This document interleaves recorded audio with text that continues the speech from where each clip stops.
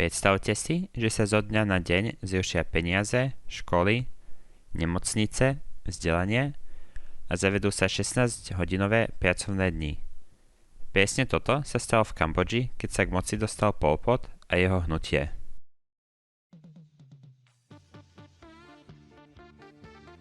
Pol Pot, vlastným menom Sao Tse, bol vodcom komunistickej diktatúry v Kambodži počas rokov 1975 až 1979.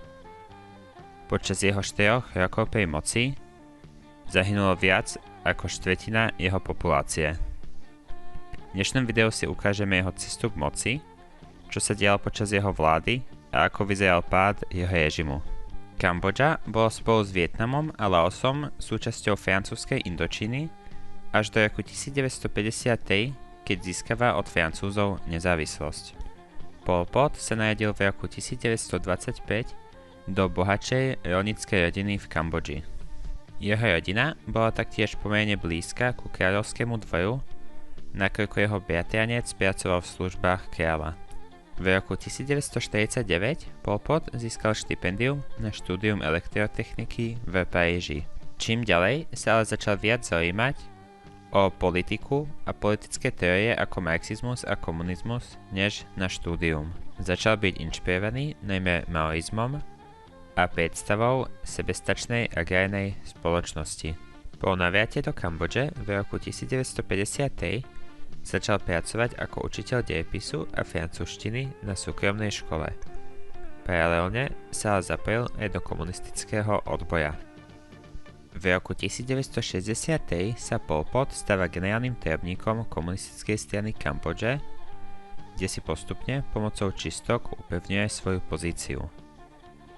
Zároveň sa presúva do hôr a odľahlých oblastí, kde v 60. rokoch vedie partizánskú vojnu proti vláde princa Sihanoukka. Koncom 60. rokov USA spúšťa masívne bombardovanie Kambodže, súčasťou prebiehajúcej vojny vo Vietname.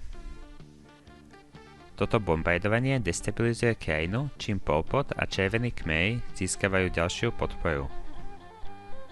V roku 1970 sa ale odohrá štátny prevrat, kde generál Lon Nol nastolí proamerickú vládu. Sihanouk sa paradoxne teda spojí s Pol Potom proti novej vláde a v roku 1975 aj vďaka čínskej pomoci dobijú hlavné mesto Phnom Penh a zmocnia sa krajiny. Pol Pot veril v to, že moderný svet je skazený a že je treba začať od začiatku. Jeho cieľom bolo vytvoriť čistú agrárnu spoločnosť bez žiadnych tried, miest, škôl, náboženstva a peňazí.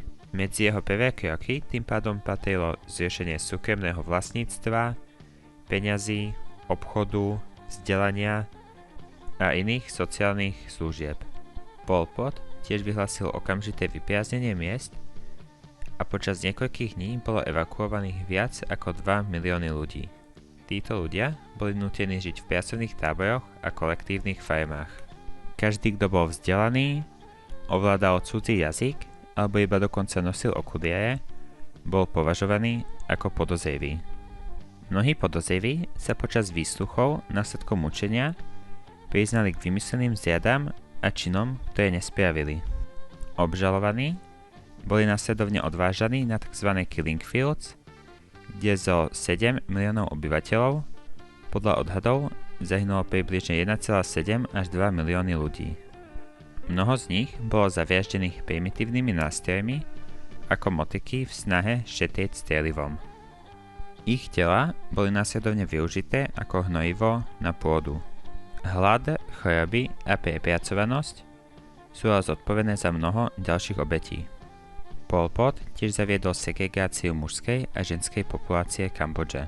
Manželstvá boli organizované štátom a partneri pridelení bez možnosti voľby. Deti boli odlúčené od rodičov a vychovávané v ideologických centrách. V 70. rokoch sa ale Pol Pot dopustil fatálnej chyby, keď začal napadať pohraničné oblasti Vietnamu. Vietnam odpovedá vojensky a v roku 1979 vtrhne do Kambodže. Vietnamská armáda má bohaté skúsenosti z rokov intenzívnych bojov proti Francúzsku a Spojeným štátom. Vláda červených kmerov rýchlo padá a Pol Pot uteká do džungle. Jednou prekvapivou zaujímavosťou je, že západné krajiny dlho nepodporovali vietnamskú okupáciu, aj následkom toho, že červení kmeri mali miesto v OSN až do roku 1990. V Kambodži Vietnam následovne nastolí satelitnú vládu, ale Pol Pot vedie partizánsku vojnu až do 90. rokov. Nikdy neniesol zodpovednosť za svoje činy a zomrel v roku 1998 na infarkt. Kambodža pod Pol Potom je dodnes pamätaná ako jeden z najbrutálnejších genocidných režimov 20. storočia. Jeho vízia tiež zanechala devastujúce ekonomické, psychologické a demografické dôsledky pre celú krajinu, videné aj dnes. Ďakujem vám za váš čas a toto bude na dnešné video všetko.